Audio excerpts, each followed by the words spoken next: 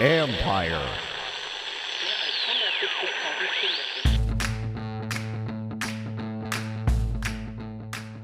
Hello and welcome to another live stream edition of the John Keim Report. Do me a favor, subscribe to the show wherever you get your podcasts. If you're watching on YouTube now or later, hit that like button, hit that subscribe button. You can find us there as part of Empire Media. That's AMPIRE. Always much appreciated when you tune in. And you can read my work on ESPN.com. I have a couple stories up now about the number one topic, or the first topic that Bram and I are going to, as you can see, Bram Weinstein, the voice of Commanders here joining me, that we're going to talk about. And that's, of course, the return, or the deal with the city to return to RFK.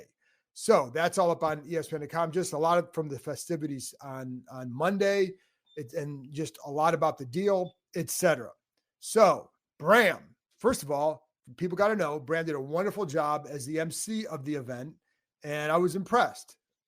Did you write the material on your own? Was that you? I obviously had talking points. I knew what, everybody wanted to talk about. It was really an honor to be asked to do that. It's so full circle for me. We've talked about this for a long time. Like, I grew up in Silver Spring, Maryland. I went to games at RFK as a kid. I'm a huge fan of the team. I knew what I wanted to do for a living when I was a little kid, and I get to live out a dream doing this. And today was surreal. Like, we've had a lot of surreal moments. Yeah. John, I mean, I really honestly, as of a couple of years ago, never, ever thought they would go back to that stadium site. Not because they didn't want to, but because the red tape is just so thick to get it done. Right. The fact that we were doing that today, and it's not done. I mean, we got to be very clear about this. The city council needs to approve this, and that's not, as far as I can tell, that's not done yet. But the action plan to make it happen, all the things that needed to happen to this point, and then for the team to call me and say, would you be willing to MC that? It was truly an honor. And so it was really amazing to be part of that today. It is funny though, because you're right.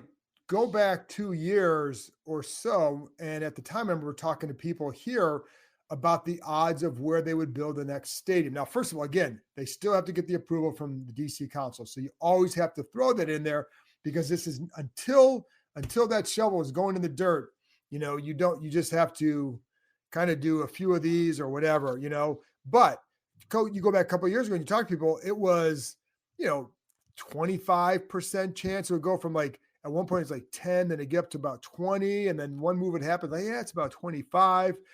But when they got into that, when they were able to get Congress to get up, put that provision in the bill, it went up to 75%. And at that point, it was a wrap. As soon as they got that in there, as soon as they could get control of the land, it was a wrap. And so, it's surreal. It's also surreal, Bram, because what I keep doing is going back and, like, is this the same franchise I covered for so long? Because it is so different. To go from what they were to this in so many ways. And it's a testament to somebody, the right owner, but hiring the right people. Like, when you're around, like, Mark Klaus, who's a new president, like, just an impressive guy, Dan Quinn, Adam Peters, like the hirings compared to the past where it was a haphazard, it was bad, but it's so much different now. And it's just like, when you're sitting there, same thing, like, there's no way this happens without that ownership sale, first of all, but it's still sometimes you just have to go, like, is this really the same franchise? Yeah, the mayor all but said that today, that they needed someone to come along to facilitate it. Like, I mean, a new ownership group. I mean, it was essentially what they were saying, and it is surreal because Congress was in control of this for so long, and every time there's a change in administration, the process starts over to try to make this happen. So it was always kind of out of their control. And then, here we are, and I don't know if you saw the renderings, but the place looks unbelievable. I don't know if that's not an official rendering, though. So no, it's not. But I will tell you, some of the things that they're talking about, a roof, because the idea is to get a Super Bowl there. The backdrop where you will be able to literally see the Capitol or the monuments through the stadium on one side. Cool. They want that. They want the glamour shot. Everyone's talked about, just like for years and years. I mean, the visuals of RFK, the flyovers, seeing the Washington Monument, seeing the Capitol building. Roger Goodell saying, I think this really kind of started for me a couple of years ago when Roger Goodell, like, openly, stated at one of the press availabilities he had, I can't remember what it was, an owners meeting or a Super Bowl, and when he openly stated he wanted this to happen. Right, And he right. was there personally because he grew up in Washington and went to games there and knows how important that building is, know how important the football franchise is for the NFL, let alone this region. It's truly amazing that we're at this point. You know, I'm not going to forecast whether I think this is going to happen or not. I do, but like, I can't, because I don't know what the mindset is of the city council at this point. There, of course, will be some resistance, and we'll just have to see how the process plays out. But today was an enormous step. And frankly, the amount of money the team is willing to put towards this, they're not asking the public to subsidize the entire thing. And it's actually a far lower percentage of the subsidy that some of the other, not that you should compare Buffalo or Tennessee or some of the other places that are building stadiums, but it is far lower, actually, percentage-wise, of what they are asking the city to put into it. And then there was a return on investment with, they're going to build parking structures, but they own the parking structures. So they're trying to make a deal. I understand there's going to be a lot of people that go, money for billionaires, money for the NFL. Like, that's not money well spent. But you can see the groundwork of, they are trying to work with the city because it would benefit everybody. The DC public, the public's on the hook for 24% of it. That's a pretty low number. They're not raising taxes. You know, nobody's being evicted off properties or anything like that. So none of that's going on. So yeah, it's not a common thing. And like, you know, it's funny because I did ask Josh Harris after the fact, just, you know, it's a big investment. Like, why did you get to that number, right? And part of it is because that's what it took to get it done, because I just don't know that the district could have done much different, but that was also how determined they were to get back into the district. And because, you know, to me, it's funny because I had a little one-on-one with them after the whole thing were done. And when he bought the team, he talked about how his financial people would have told him that was a bad investment. That was because he knew it was an emotional investment. I said, how do you look? What would they say about this one? And he said, well, first of all, the value of the team has already gone up. So they might tell him now that was a good investment. But in this case, he's like, you're not going to see your ROI really return. You know, you're not going to see that strong for a number of years because it's just over time.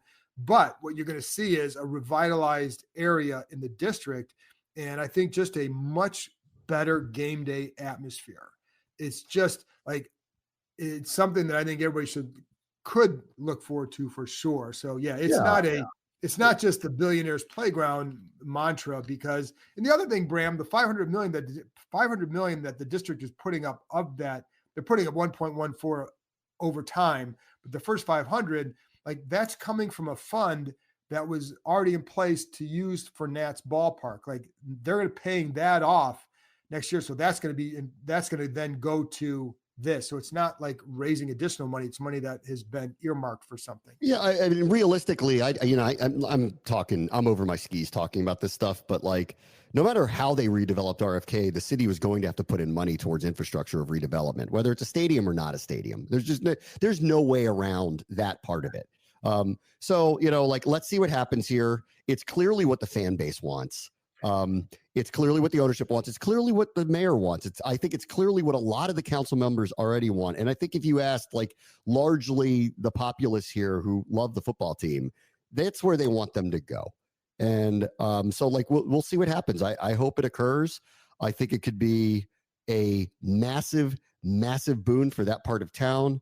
I think we're bringing back all of the major events into the city, future World Cups, future major college football games, future major concert series are going to come through there. You know, I think this is, this is a real opportunity. And then I'd like to see what other local teams end up partnering with that stadium as well. I think there's some opportunities there for some emerging teams to potentially be residents there as well. For sure. And then I wanted to get to this question Ellison asked, I think if Goodell would be back in DC to help with, get city council to get approval. I don't think you're going to want to go that route. I think you got enough people here between Harris and Mayor Bowser, people who have connections with them. I don't think you're going to want to bring in, I think with Congress, you can bring in the muscle like that. I think here you're going to have to massage it a little bit differently. Yep. I think what'll sell it more is when you look at, again, it's not, I don't want to minimize how much money's going in there, but it's when you see all the stuff that's going on, like the Commanders are paying for the stadium. they're not paying for everything else around there. So it's not like DC is paying for the stadium. The Commanders are. It's part of a big development area, the housing Yep. and all that. So it's just a different return on investment than that. But I don't think you bring in Goodell for that. He's muscle, and you have to rely on your relationships with them. I think people would be turned off by that, to be honest. The other thing I want to get here too, Bram, since we're on the topic of change, and the uniform stuff came up again, not again, but it's being asked. So about the uniforms and all that, my understanding has been that they'll have, like, obviously the throwback jerseys this year. There's not going to be a uniform change this year. Realistically, you might see a uniform, like a throwback situation. Maybe that's something that happens in a couple of years. That's the last I had heard about it. So yeah, I don't have an update on any of it. Yeah, that's my understanding is exactly what I said. So when I talked about it earlier in the spring, it was just educated guesses from just talking to people within the organization about wanting to harken back to some of the older look.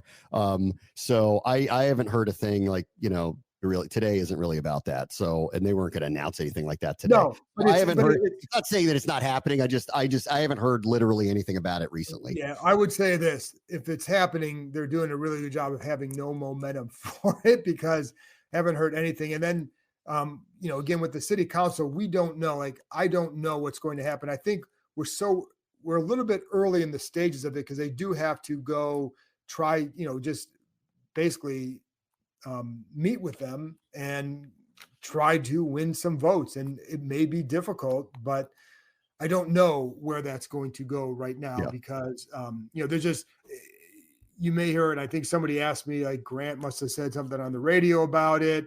I don't know. I don't know either. I don't know what he said. What I do know is that this is the start of the last step.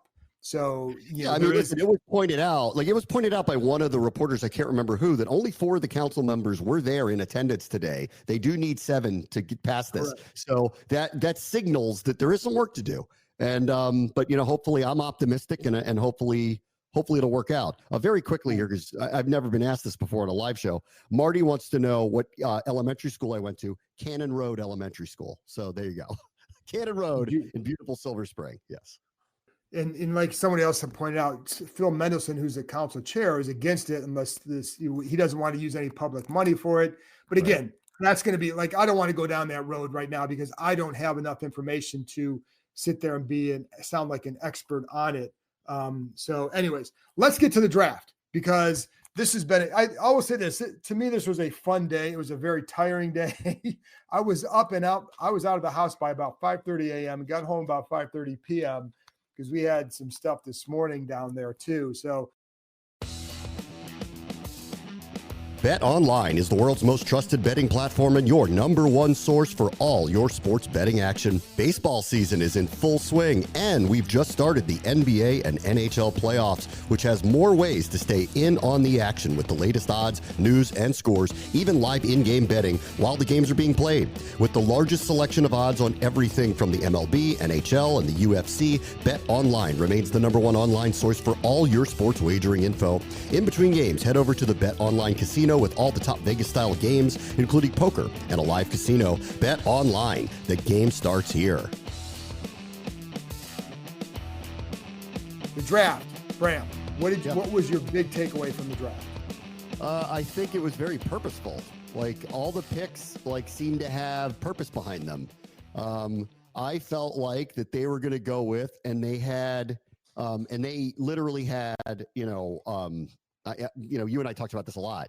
This was the anything but quarterback draft for them early. Like, they could take literally any position early, but I had always kind of landed on it's going to be someone that they think can start very quickly, because they're looking for impact players immediately, which is why for a while I'm like, that could easily be a running back, because this is someone that could come in and start. They go with a tackle. I'm like mildly surprised it's a tackle, but not totally. Like, they're trying to find people that can impact the positions overnight. I like Josh Connerly. He's an extremely athletic player. Assuming he plugs in as the starting right tackle, and that's an assumption now in late April to say that. But assuming that that's the case, Tunsil's your left tackle. It means Brandon Coleman becomes a full-time guard. I don't know if that's right or left, if they think of him as a bridge before Cosme, or just have at it, be the starter.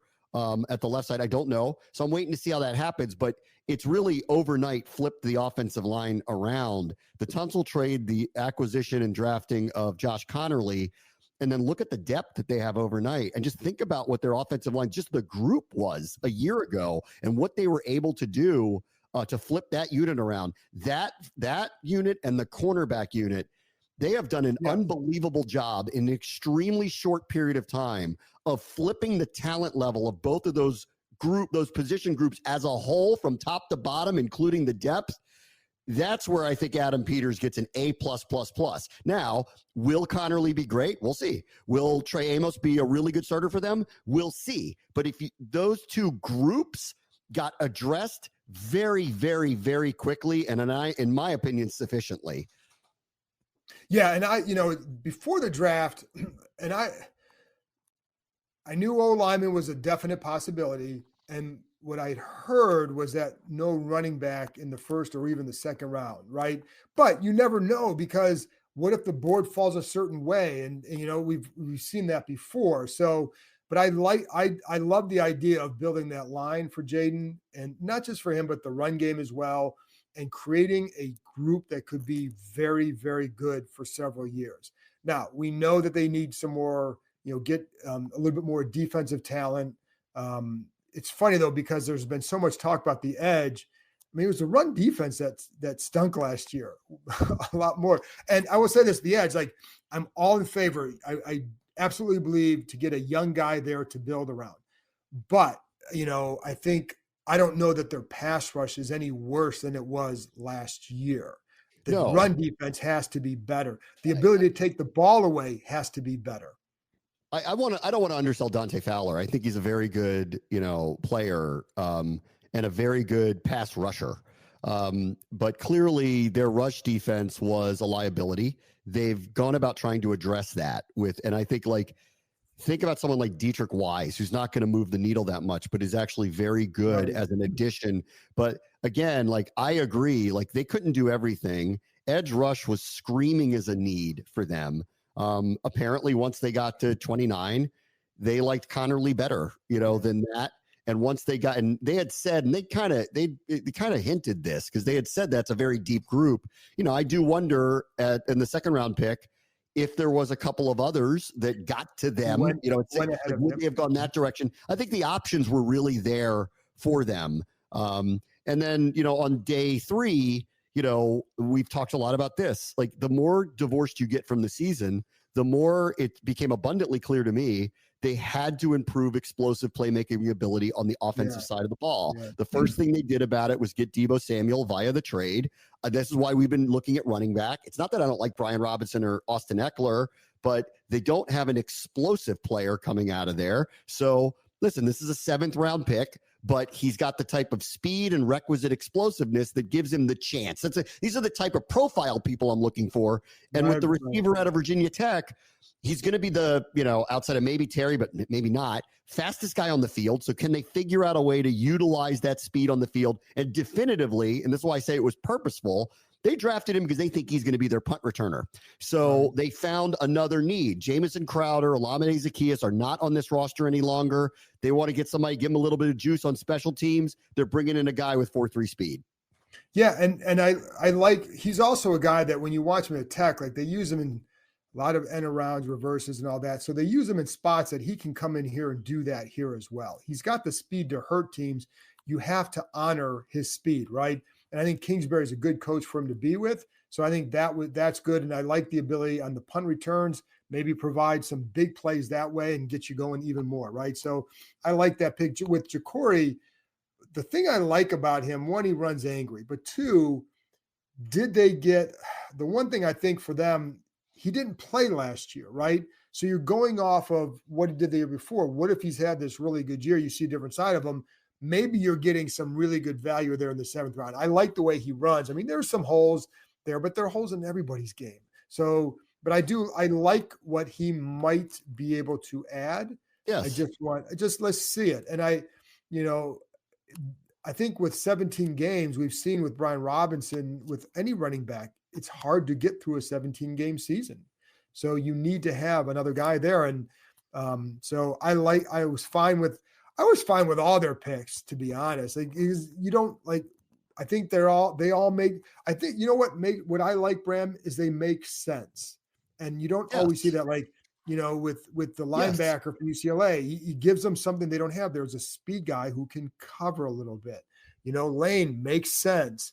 Trey Amos makes sense, right? Connolly obviously makes sense. So that's what I like, is that you can see the plan behind it.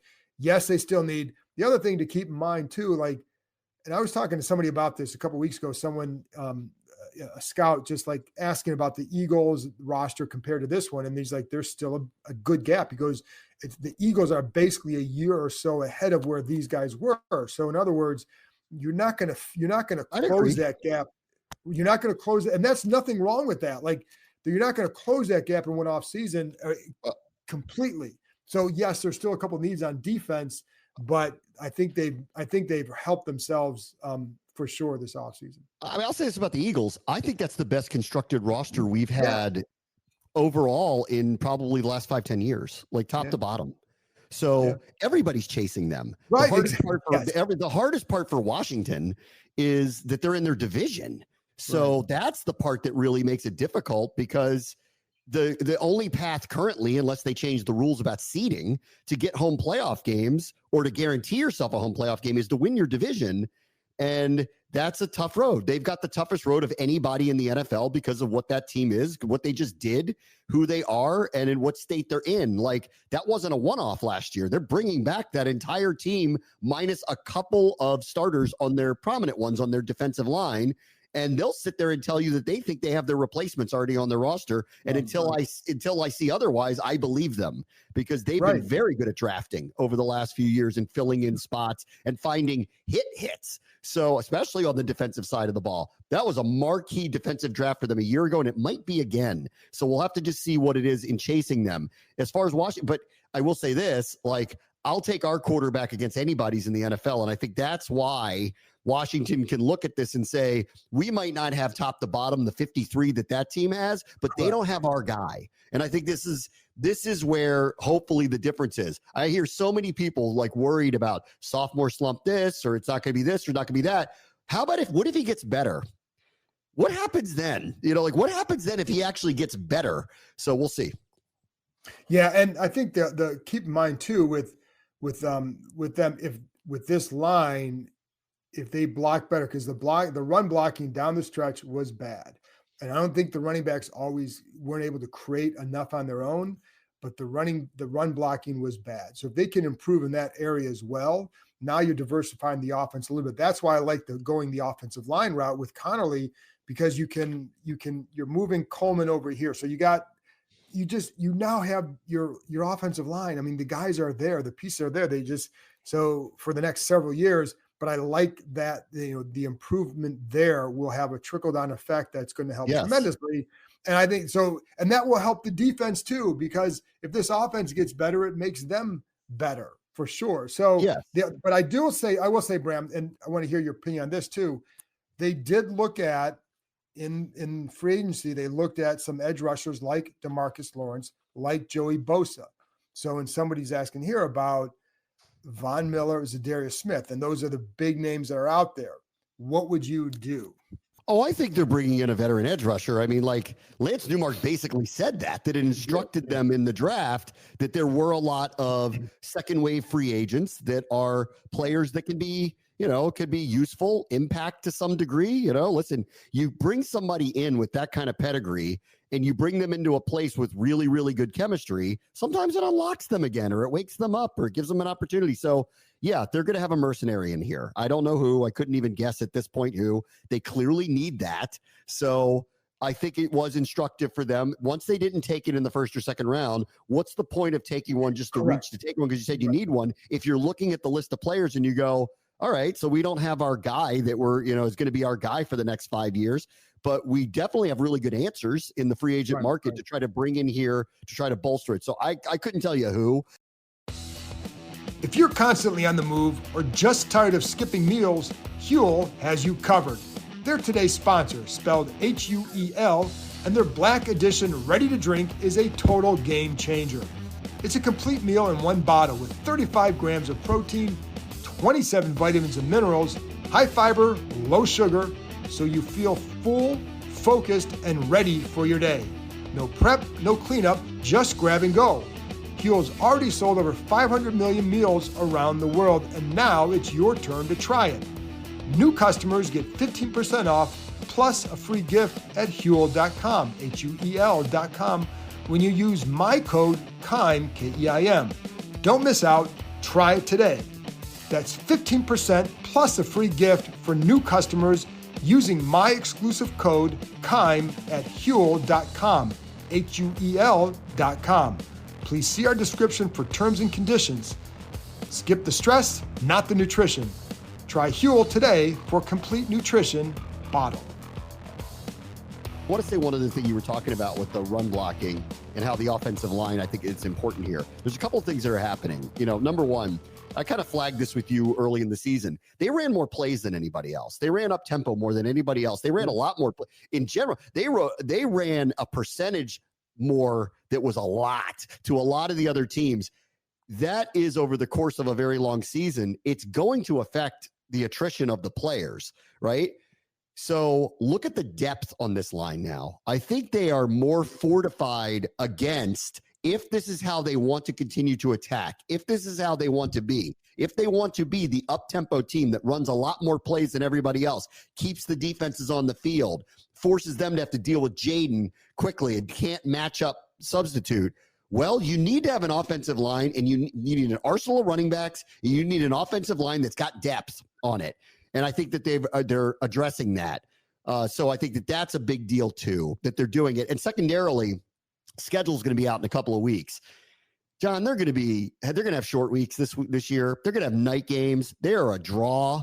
They're off at 12-5. They've got a superstar quarterback. Like, they're going to be on Monday Night Football at least a couple of times. They're going to be on Thursday night at least once. I'm assuming they're playing on Thanksgiving. They could still go overseas. Like, there's still a possibility that could happen for them. I don't think that's happening. I don't know. Like, honestly, I don't know. But the reality is their schedule's going to be, it's going to be primetime games. There's going to be a number of them. Whatever the number is, they're going to get them. There's going to be short weeks. They're going to be on Monday Night Football. They better build up the depth because they're going to need it this year. Look at the competition they have, look at the schedule that they have, and assume what that schedule is going to look like in a couple of weeks. Oh, I couldn't agree more. And the other, along those lines, and I talked about this on the podcast over the weekend, but with the draft and getting those linemen, is look at the division. And someone else, and I put this up here for a reason, because as Deluxe said, built the lines to face the lines in the division, which I wholeheartedly agree with. Like, the Giants really beefed up their pass rush again. And you have Micah Parsons over in Dallas. You have a strong line in Philadelphia. You have to counter that. That was a primary goal for them going into the draft. But here, think about this too. You could have a situation where you have Wiley and Allegretti are your backups. That's a good situation. So I think that, and I think you need the same thing at running back too. You need guys, and same thing with defensive line depth. And I think they've got that. Now, you can make the case like, while they have depth, do they have that stud? Well, they don't have Dalvin Tomlinson or Jalen Carter on their line. But are you going to see a big drop off in play 1 through 9? Maybe not. So, but again, I think with that side of the ball, there's still a lot of questions that I have because you want to see it on the field. But with an offense, I think they've done a good job with building that. And I like, the other one too, Bram, like, look at the receiver core. If Lane can play, right? If he shows he can play, you're going to have an interesting battle at the end there with Gallup, KJ Osborne. I mean, Luke McCaffrey, like, he's going to have to, yes, like, you've got to show better than you did, right? And in fairness to him, like, it was only he's only been playing the position for a couple of years. So, in fairness to him too, they moved him around to a lot of different positions. They were trying him out in a lot of different places, and he was open to literally all of it. So, like, listen, he's a good teammate, a good, agreed. He's a good worker, but the reality is they're going to play their best players. This is about competition. Terry McLaurin, Deebo Samuel. We saw what Noah Brown, did for them a year ago. Now you have a draft pick who you assume is going to be a kick returner bare minimum, which means he's going to make the roster as the primary punt returner. Now you got Osborne Gallup, who's a low risk, high reward. They know him. If he looks like the guy he was in Dallas a couple of years ago, he's going to make the team. But if he doesn't, because he's coming off of a retirement, well, then it's kind of no harm, no foul. We'll move on. But McCaffrey's battling for 1 to 2 spots, period, among 3 people that are going to be viable. And that doesn't include anybody who might just show up in camp and look really, really good. So he's in a battle. The battles are starting to heat up. The competition they're talking about is heating up. They're getting deeper. Are they the Eagles roster? No, not yet. Are they a lot better than they were a year ago coming into the season? Yeah. And part of that is I think we're looking at them differently because of how they performed a year ago too. Right. And somebody wants to know, was it just Moody wants to know about how Cosme is doing. I don't have a great update because it's still pretty early in the process. But what I do know is he participated in the Best Buddies event this weekend where Chris Russell was, of course, with the Team 980. And Russell said he was, looked pretty good walking around, doing some jumping jacks on stage or whatever. So that's a good sign, but there's still a long way to go. We don't know when he's going to be back at this point. So he looked pretty good at beer chug night at Caps Canadians too. I don't know if you saw that. He was part of beer chug night at the Caps. Yeah, he did. And I give Sam Hartman a lot of credit. And the funny thing is Jaden was egging him on to do that.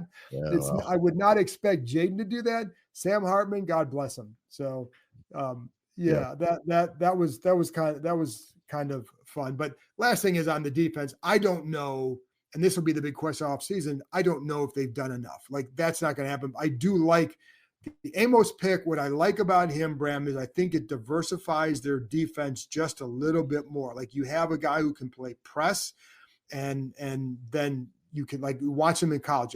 You'll show press. He drops into zone. He disguises it well. They didn't have that, right? So now you have another element that you can kind of go to just to diversify a little bit more and maybe get your hands on a few more footballs in the process. So, I thought it was a pretty good draft. You got any final words? No, I mean, I liked what they did. I understand the limited assets because they made the decision to do the trades that they did, but I think it's all in the name of they think they're in a window to win. And the draft picks were purposeful to me. They all were chosen for a specific role for the team. I think this is something about this group that I really like. And Dan Quinn, Adam Peters, obviously we can talk about the people that they drafted and why, but Dan Quinn is very thoughtful with his players about telling them what they're going to be, what they're going to do, telling them who they're going to be on this team. And I look at those draft picks and I go, that was in coordination with the head coach saying, when we pull in, here's what they're going to do for you. It's a coordinated effort between front office, head coach. The players come in, they understand what's expected of them. They are expected to join the brotherhood, be part of the chemistry, but they also know their jobs. And I really do appreciate about how purposeful all of the operation has been in that regard over the year plus that this group has been together. Yep. And I agree with that. And the last thing is somebody brought up Hampton. I'm going to get in. I wrote a story for ESPN.com.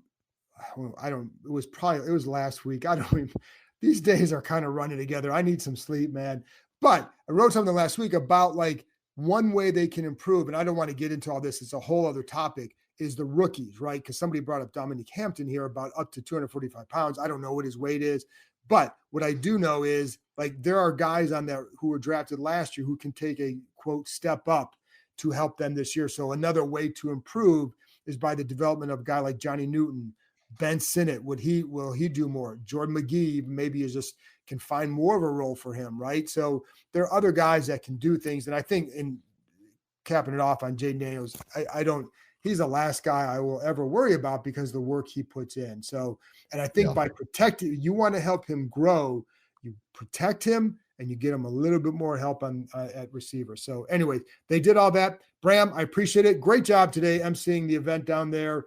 It was fun to watch you in that element. You did a great job. So, and thanks everybody for tuning in, and I will be back on Thursday with another episode. So I will talk to you next time.